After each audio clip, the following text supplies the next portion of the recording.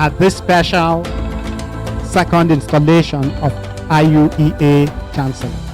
The International University of East Africa has also made history today in having you as the first lady chancellor in any university in Uganda.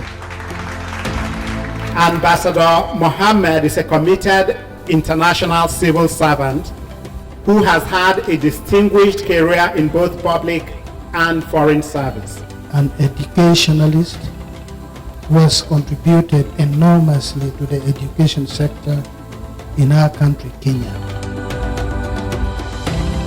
When I looked at IUA, I saw a young, dynamic university, a university that's willing to push the frontiers of knowledge, a university moving with the times, striving to be the technological university of choice.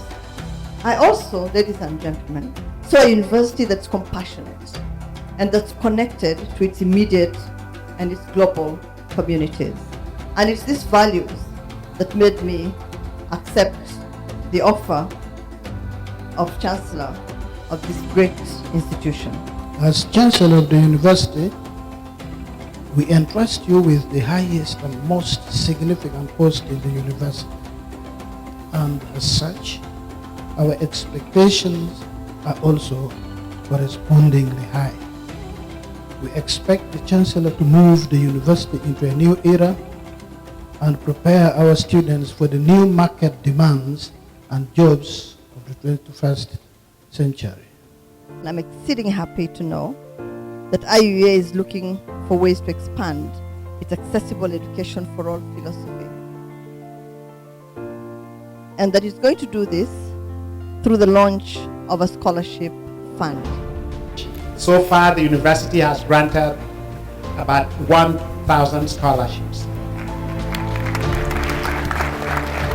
And the impact of that scholarship is deep and wide. And for me, for all the years I studied here, I never paid a single coin because courtesy of the scholarship that IUA gave me.